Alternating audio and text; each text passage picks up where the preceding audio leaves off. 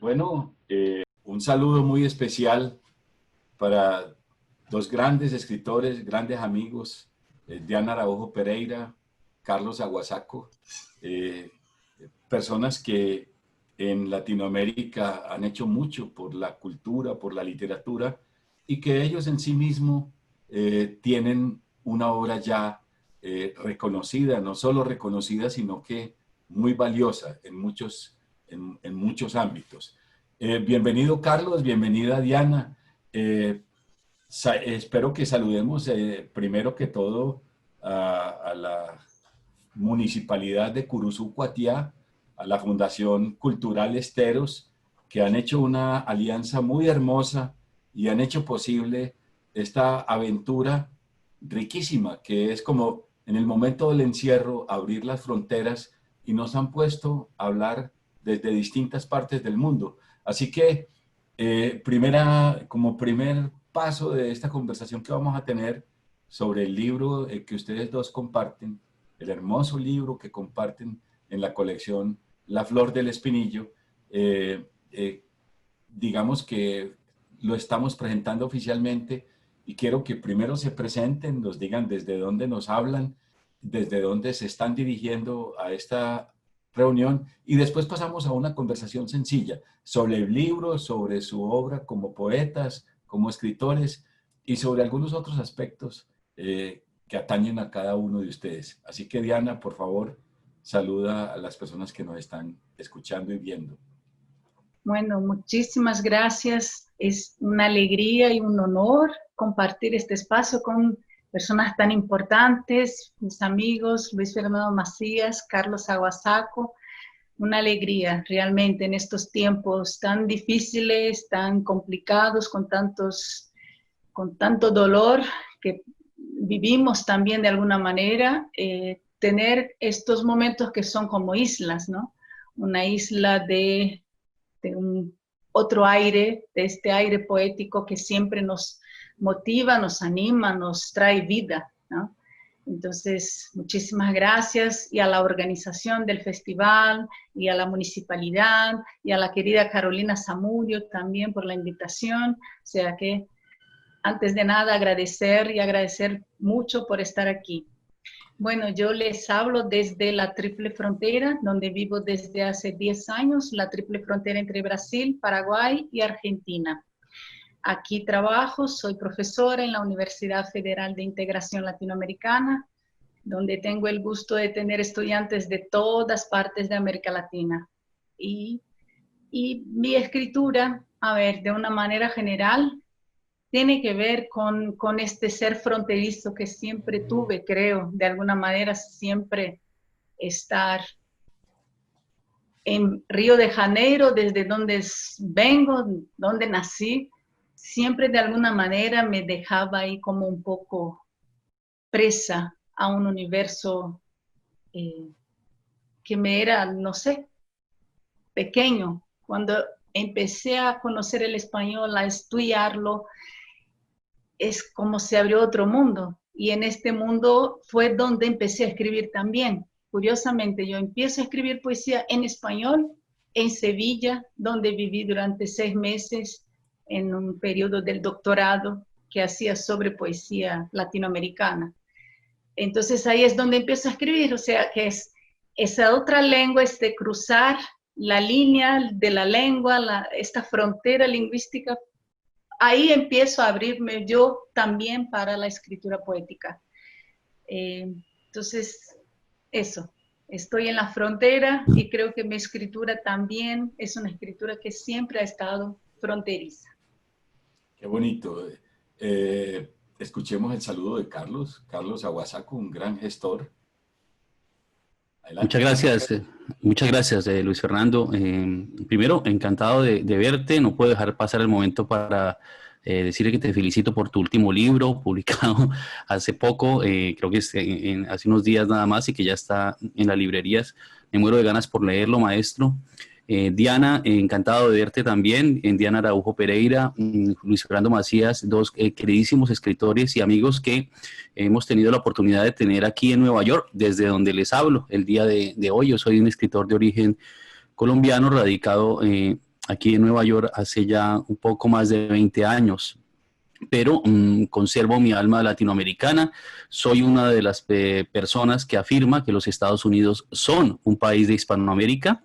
Somos el segundo país hispanohablante del mundo, después de México. Y claro, eso no niega que también es un país anglohablante, que hay lenguas asiáticas, que hay otras lenguas, pero este es un país hispanoamericano y como tal lo defendemos. Así que para mí un gusto estar acá, acompañarlos. Y de mi vida profesional, bueno, soy profesor en la Universidad Pública de la Ciudad de Nueva York, enseño estudios culturales latinoamericanos y este año soy el encargado de dirigir el Departamento de Estudios Interdisciplinarios. Bien, para que entremos ya en la materia de nuestro libro de la colección del Espinillo, hermoso libro además, que el diseño es con una delicadeza y un cuidado. Carolina ha estado ahí al pie de cada detalle mínimo y lo ha hecho muy bien de verdad. Felicito a Carolina por esa colección, además porque es una colección de 20 títulos dobles, 10 de poetas internacionales y 10 de poetas curuzucuateños, lo cual le da a la región una prestancia, digamos, a un nivel internacional muy importante. Es un trabajo muy serio. El libro de ustedes, el número 7 de la colección, el número 3 o el 7, ya me olvidó cuál era el número. El libro de ustedes, donde comparten las páginas del libro, me pareció muy curioso al encontrarlos a los dos ahí, porque Carlos ha sido editor de Diana en Arte Poética Press y Diana ha sido traductora de Carlos al portugués.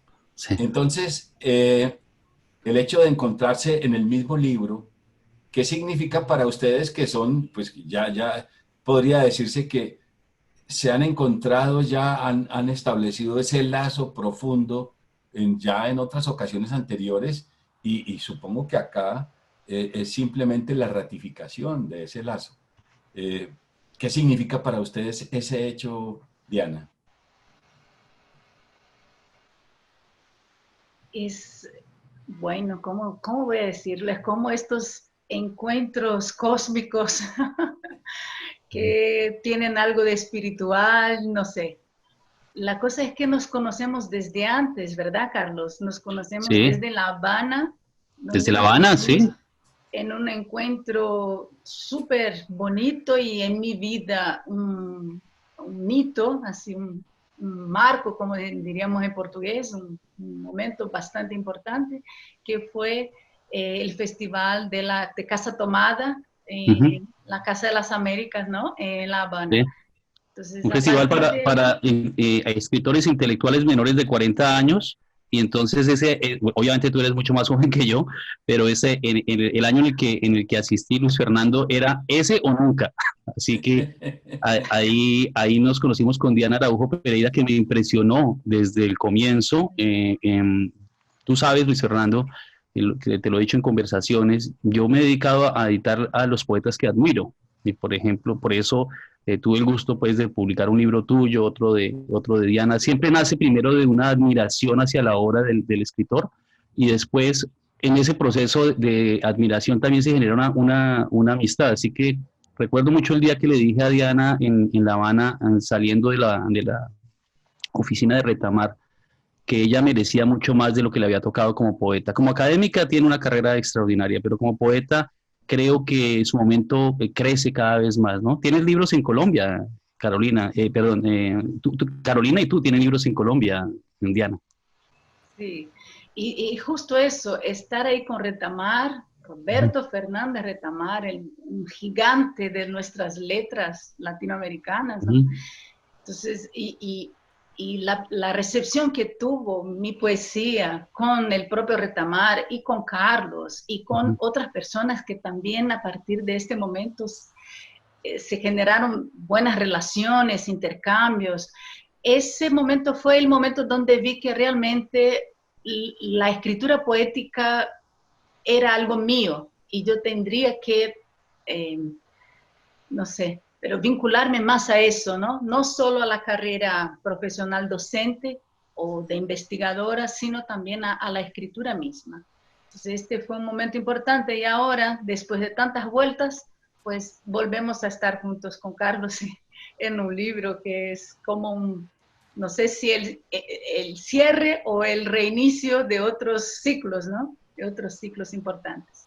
Pues puede ser el reinicio de unos ciclos que no sabemos, pero que nos van a llevar muy, muy lejos, porque creo que aquí se está configurando un grupo internacional de mucha fuerza y de mucho poder, y tenemos que servirnos de eso, porque además nosotros somos naciones enteras, o sea, detrás de cada uno de nosotros hay una legión de personas que se acerca a la literatura y a la cultura justamente por el trabajo que hacemos.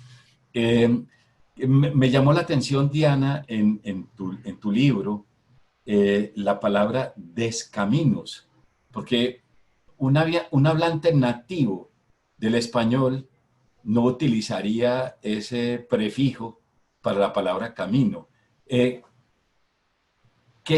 quiere significar al agregarle a la palabra camino el prefijo des, o sea, la negación descaminos? Es muy interesante desde el punto de vista lingüístico. Cuéntame, ¿cuál ha sido tu reflexión para llegar a ese término en el título de tu libro? Bueno, qué pregunta, buena pregunta. No lo había pensado, pero ahora vamos a pensarlo. Yo lo que estoy viviendo, y creo que con la poesía lo vivo más intensamente, es este proceso de deshacer, de quitarme unas pieles, de quitarme, uno de los libros se llama La piel de los caminos, ¿no? Entonces para mí una imagen y un proceso importante es este proceso de quitarme capas, pieles, deshacer caminos, desandar caminos. Creo que aprendemos mucho y avanzamos no solo cuando avanzamos hacia adelante, sino cuando avanzamos hacia atrás, hacia adentro. Entonces es un proceso en esa dirección, de deshacer caminos ya dados, ya hechos, ya pisados, y hacer otros caminos, inventar otros caminos, ¿no? Un poco por ahí. Pero qué bien, linda la expresión y es una novedad para la lengua española, Diana. Como estoy preguntando por palabras, quiero, Carlos, preguntarte a ti, porque en tu libro veo que hay 3 palabras fundamentales, claves en tu libro. Además, me pareció un bellísimo libro, me pareció que es una reflexión existencial de todo el libro. Hay una coherencia total entre todos los poemas. Las palabras son sueño, río y piedra. Quiero preguntarte, ¿dónde concebiste ese libro? Porque habla mucho del Guadalquivir. ¿Y qué significan esas 3 palabras como obsesiones en este libro? Y si este libro forma parte de uno más amplio, porque aquí hay solo 15 poemas, o si estos son poemas aparte y llegaste ahí, ¿de cuándo son estos poemas? Muchas preguntas en una. Muchas gracias, Luis Fernando. Bueno, has identificado las palabras claves como gran lector que eres.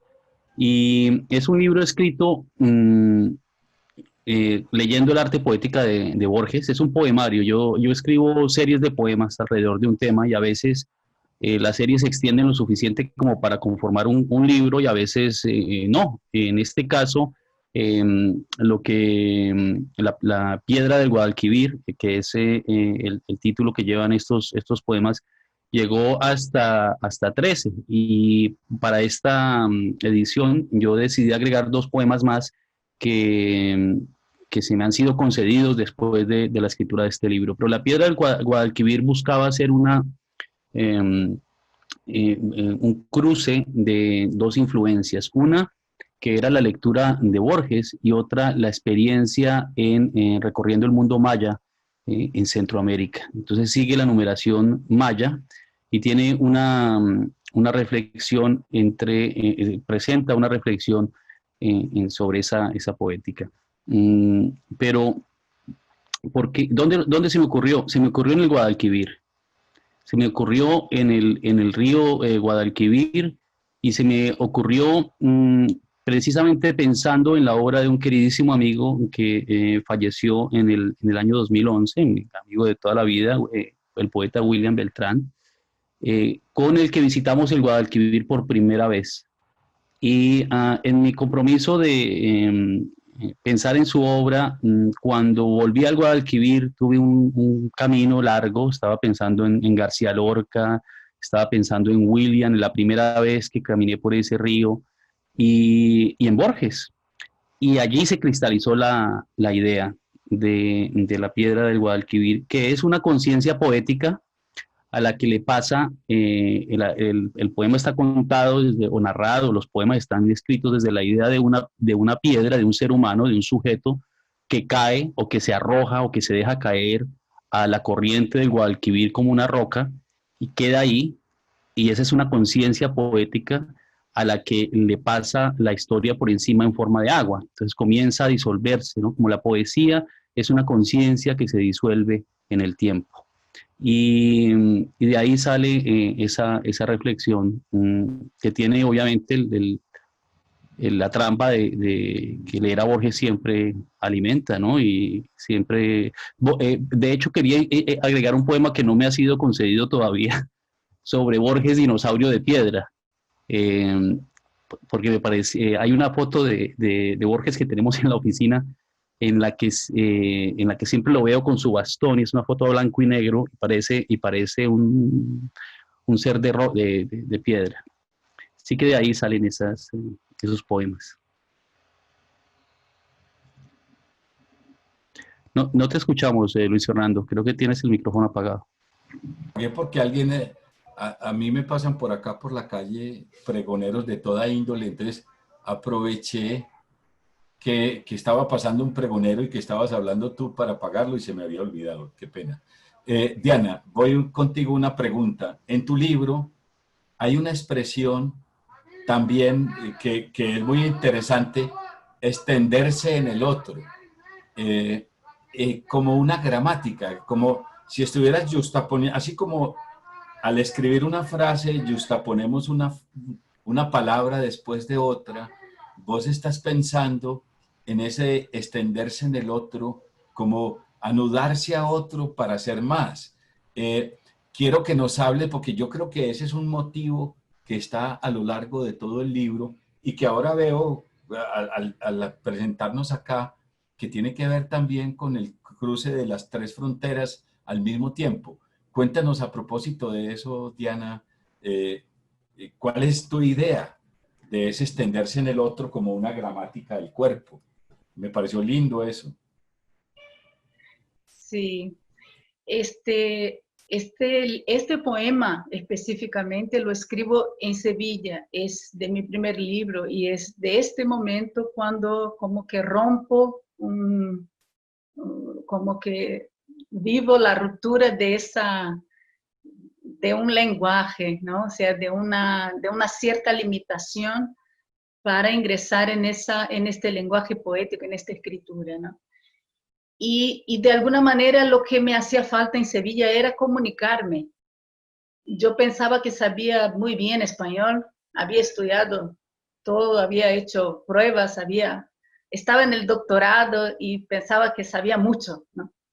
Pero no lograba comunicarme en Sevilla, ni por el acento, ni por la cultura, ni por por la manera, el modo de ser de la gente era diferente, ¿no? Y entonces me sentí ahí en una soledad muy fuerte, muy sola. Y en esa soledad pues empiezo a escribir y escribir en español fue la manera como de alguna manera me vinculaba, me conectaba con este entorno sevillano español donde estaba. Y eso se va haciendo cada vez más mío. O sea, el trabajo con la poesía, incluso el trabajo con la docencia, tiene mucho de ese extenderse a otros. Estás ahí para conectarse, para comunicar, pero no un comunicar que yo le digo algo a mi estudiante y ya, no, es una relación, es un relacionarse. Entonces, para mí la poesía también es eso, es una necesidad de extenderme, o sea, de relacionarme y también de aprovechar de lo que me puedan dar el entorno donde esté, o Sevilla o la Triple Frontera, Paraguay, Argentina. Yo necesito completarme con el entorno, con lo que haya. O sea, un poco eso. Muy bien, eso es como una de las formas de definir la generosidad eh, del ser, ¿no? Eh, bueno, leamos un poema cada uno, ya que llevamos un rato charlando. Es muy importante en estas presentaciones que las personas que asisten a la presentación vean la poesía misma. Inclusive las preguntas que vienen después de escuchar al poeta, yo creo que ganan en riqueza. Así que, por favor, si quieres, Carlos, le podemos dar el turno a Diana para que ella lea Creo que sí. primero Sí. y después nos lees tú un poema. Ánimo, Diana. Bueno, voy a leer entonces justo este del que hablábamos ahora, que está en el libro que se llama Otras Palabras, de 2008.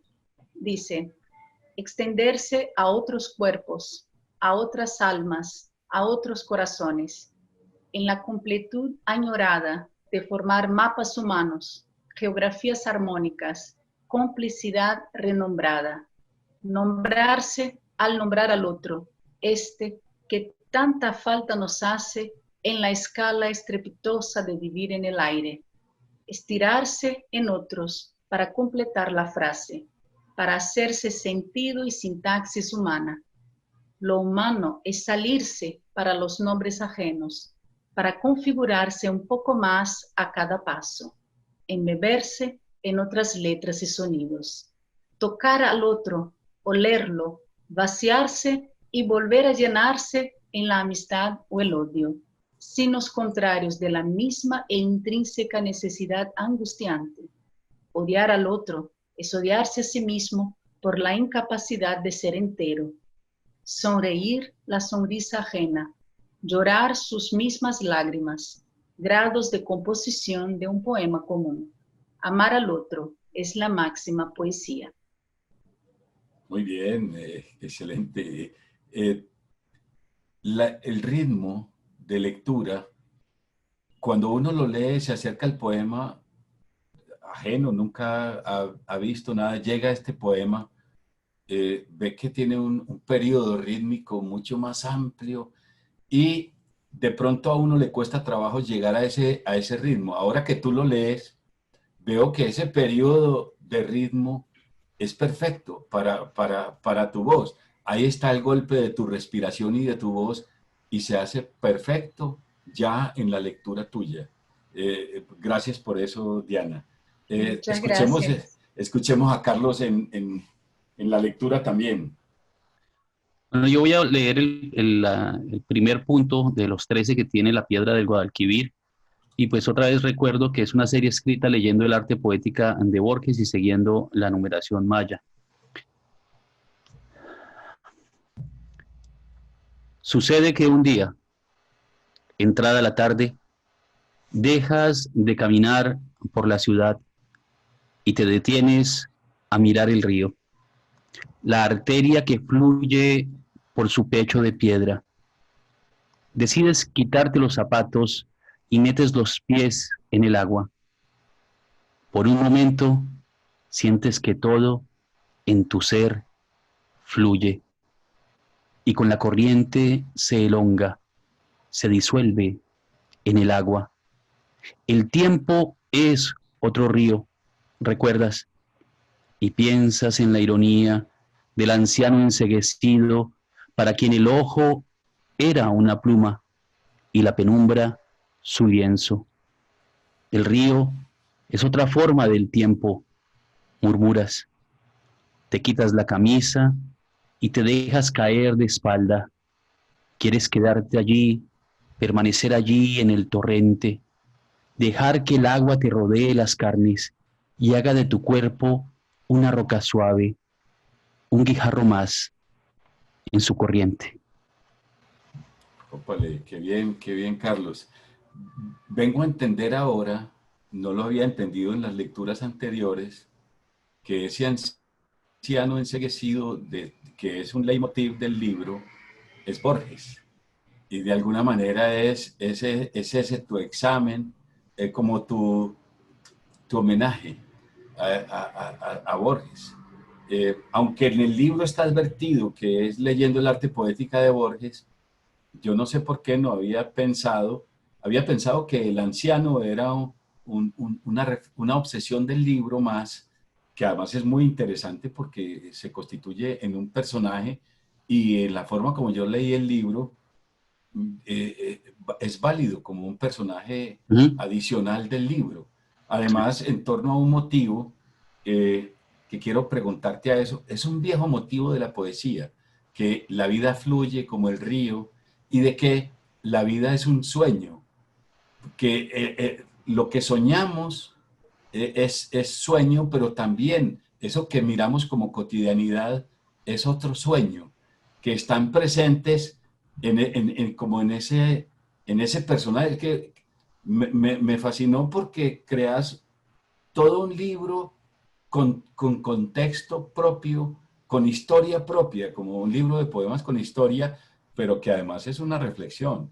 Eh, Me gustaría como que ampliaras un poquito esa idea, Carlos. Pues gracias, Luis Fernando, porque esa realmente era mi preocupación. Yo recuerdo mucho, hay otro personaje que está oculto en el libro y es con el que yo estoy dialogando. Yo estoy tratando de hacer dialogar la poética de este monstruo de la poesía y de la literatura en general, que era Borges, que es Borges, porque está ahí, sigue, porque es.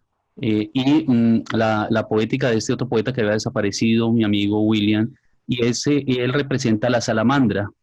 Entonces, en esa misma reflexión, pensé una fantasía que había tenido hace mucho tiempo, que es muy borgiana, que es muy literaria también, y es que la diferencia entre la vigilia y el sueño es un parpadeo, un pestañear, un pestañear. Y que en ese pestañear, la vigilia o el sueño no son más reales una que la otra.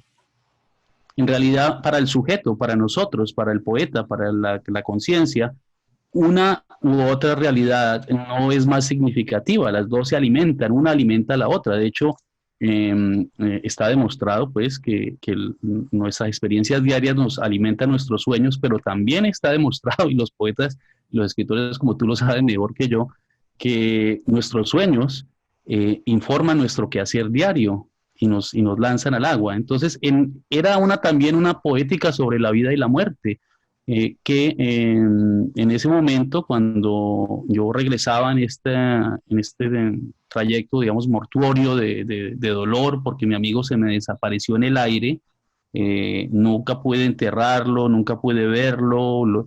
De hecho, yo creé la colección Rambla de Mar para homenajear el lugar donde esparcieron sus cenizas. Esa reflexión, como decía él, hacía lo que debe hacer un poeta, pensar en poesía. Y este es el libro que es el resultado de ese esfuerzo por pensar en poesía. Yo te agradezco profundamente la lectura de un libro que, aunque escrito como un gesto literario, tiene un tono tremendamente personal. Muy bien, Carlos. Para mí fue una grata alegría, pues te digo, una sorpresa leer ese libro y me acercó mucho más a ti. Sí, Gracias. hemos estado cerca siempre, pero yo creo que ahora me siento más cerca. Diana, ahorita tú cuando estabas respondiendo por la extensión al otro, nos hablabas de Sevilla y de tu estancia allá y de esa soledad y de cómo a partir de eso se creó la necesidad de escribir este poema que nos leíste. Y entonces dije yo, bueno, normalmente tú cómo escribes, Diana, cómo, cómo concibes un poema y cómo lo llevas a cabo y cómo decides que este es el texto ya definitivo del poema. ¿Cómo es ese trabajo que haces tú? Bueno, normalmente lo escribo de un tirón, pero a veces pasa que también les doy algunas vueltas, lo dejo ahí descansar y algún tiempo después vuelvo. Y el ritmo me parece muy importante, entonces lo leo en voz alta varias veces. Y si no está bien el ritmo, la lectura, o sea, la oralidad me parece importante también, ¿no? Y si no está bien el ritmo, entonces cambio alguna palabra, cambio algún verso, pero normalmente me viene casi como ya hecho. No, no suelo estar, no sé, no tengo esa disciplina de los escritores muchas veces que tienen sentarse a escribir y cada día tantas horas. No, voy haciendo según siento eso como una necesidad, ¿no? Algo como que quiere salir, entonces yo le dejo salir y después lo reviso un poco, pero normalmente es poco lo que reviso. Muy bien. Carlos, en todo lo tuyo, de hecho tu editorial se llama Arte Poética Press. El arte poética es una pregunta permanente. Bueno, un poco esa pregunta le hice disimulada a Diana, ahora te la hago directamente a ti. ¿Cuál es tu arte poética, Carlos? ¿Qué buscas en los poemas? Cada poema, Luis Fernando, incluye o define una idea de la poesía, como de la misma forma en que cada novela es una teoría de la novela hecha práctica, materializada. Cada poema representa una visión de la poesía, una poética, una estética. Y en mi caso, cuando escribo, digamos, si esto puede traer luces sobre la respuesta, sobre la pregunta, no es, escribo en la mente, escribo muy poco. Los amigos pensarán que escribo hasta por los codos, pero la verdad es que escribí durante más de 15 años y nadie me publicaba. Entonces, por eso salen los libros así, pero escribo realmente muy poco, pero pienso mucho en poesía. Pienso mucho en poesía. Disfruto mucho escuchar, disfruto mucho leer y pensar en poesía, en cómo funciona la poesía. Y creo, desde el punto de vista práctico, que lo que hace el poeta en cada libro es buscar una nueva música. Entonces voy mucho por ahí con las manos, contando con los dedos, buscando una música, buscando un ritmo que me permita hablar de una forma diferente al libro anterior, y cuando lo encuentro, a veces pasan tiempos. Mira, el día de hoy, por ejemplo, después de un par de años de haber decidido iniciar un poema sobre realidades múltiples, se me han concedido 2 versos de ese libro, pero lo que más me ha agobiado nunca ha sido el contenido, porque el contenido está ahí, ya hay grandes ideas. Pienso que el poeta más bien presta su oído y presta su trabajo de orfebre para organizarlas de alguna forma en la página o en el aire, porque pues, la poesía es algo que también se expande en el aire cuando escuchamos una voz como la de Diana, que a mí también me parece, tiene una lectura impecable. Muy bien. A propósito, entonces leamos, ya es increíble cómo se va el tiempo. Rápidamente, apenas 2, 3 preguntas y ya se nos va el tiempo. Ánimo, Diana, léenos otro poema, por favor, para escucharte de nuevo, ya que te introdujo Bueno, Carlos también. claro que sí. Ahora les leo entonces un poema de Horizontes Partidos, que es el libro que salió publicado por Carlos y Arte Press Poética de Nueva York. Es el poema número 12. Dice: por el borde del camino, por la frontera de arriba o de abajo, por las escaleras pisadas y vueltas a pisar, de tantos siglos de caminar y seguir, comprobamos los descaminos del tiempo, sometidos al sueño imperecedero, pero cargados de idiosincrasias y temblores. Tocamos los timbres del viento. Somos tierra y cielo, participación incongruente, formas desconectadas, islas de amores y odios que se sientan para el té de la tarde o para ver el programa que nos toque en la tele. Sorprendidos en la tierra del fuego, nos establecemos bajo árboles de frutos prohibidos y rescatamos los sueños que flotan en el estanque del olvido. Es nuestro quehacer diario, son nuestras preguntas cotidianas, labores corrientes que se esparcen por territorios y tramas. Hay gigantescos pasos y otros tan chicos.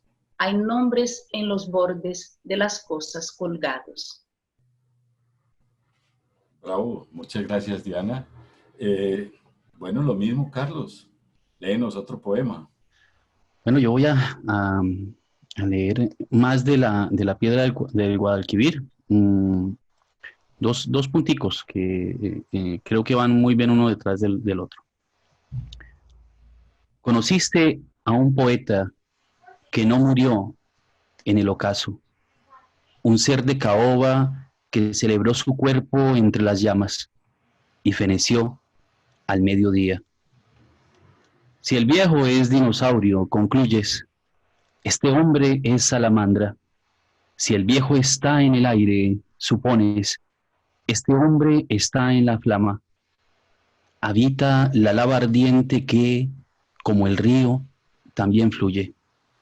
Conociste a un poeta al alba y lo oíste confesar que solía despertar sin piso, como Pegaso o como Ícaro. La poesía es inmortal y pobre, repite el anciano, con su voz grave y pétrea. Inmortal y pobre, continúa, y esta literación es su mantra, su estribillo de arena. El poema es artificio, quisieras decirle. El poema es una cosa y como el símbolo se desprende de la poesía, es su huella. La salamandra agita la cola y se enfurece. Piensa que hablas de la poesía como de una excreción. Yo diría que el poema es un tótem, afirma tajante. Tótem, tótem, ese es su mantra, el bordón de su jarcha. Bien, Carlos. Una última pregunta porque ya se nos fue el tiempo. Antes de despedirnos, es precisamente por el ritmo. Te la voy a hacer primero a ti, Carlos. Tu libro está en columnas. Hay 3 columnas para cada poema.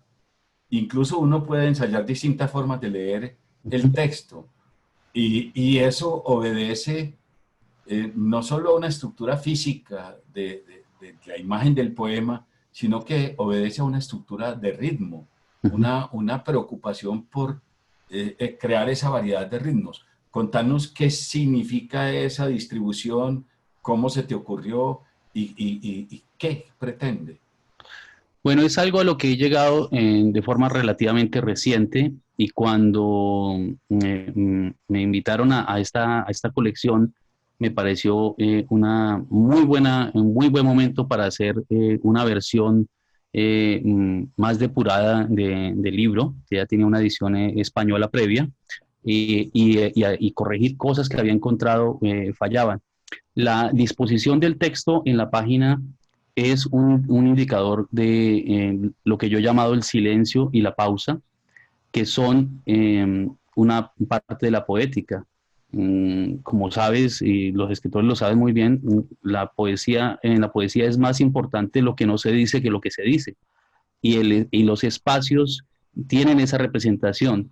pero tienen el punto agregado de que en el trabajo de la organización de las columnas aparecen otros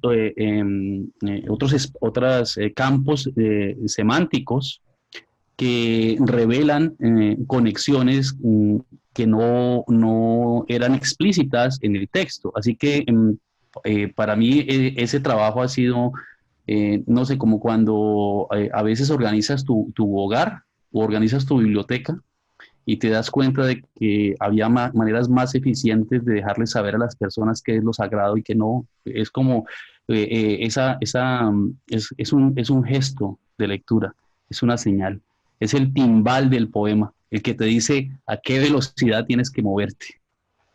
Muy bien.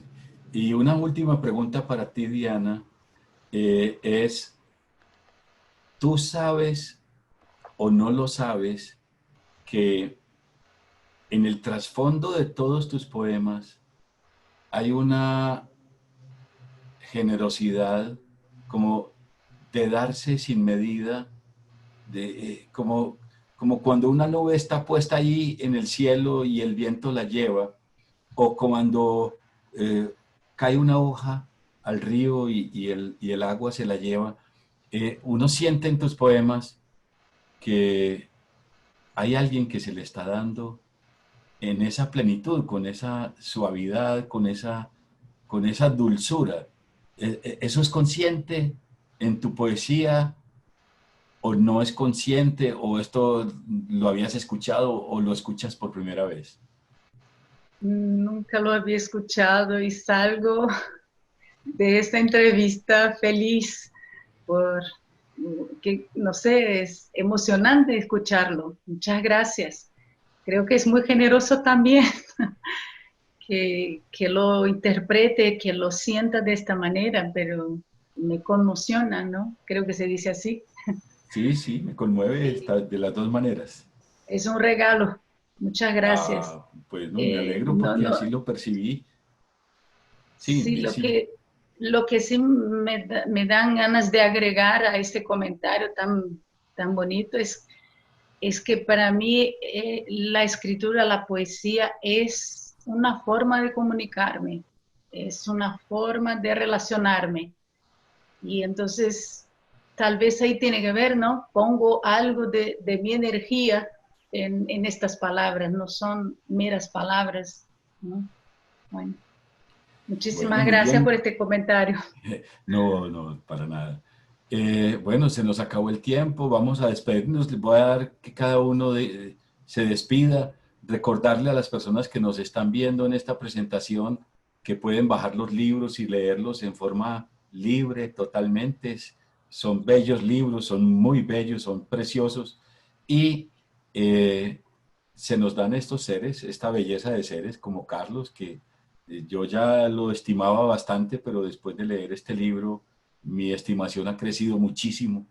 Eh, y Diana, que no conocía, pues la había visto de paso por la red, pero que ahora, pues parece que esta posibilidad nos dio una comunicación más entrañable y que es el comienzo de una amistad.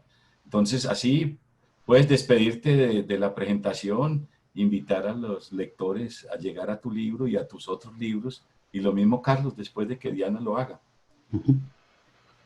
Bueno, para mí ha sido muy sorprendente este encuentro, mucho más generoso también, mucho más hermoso de lo que puedo imaginarme, ¿no? Entonces salgo muy feliz, muy agradecida.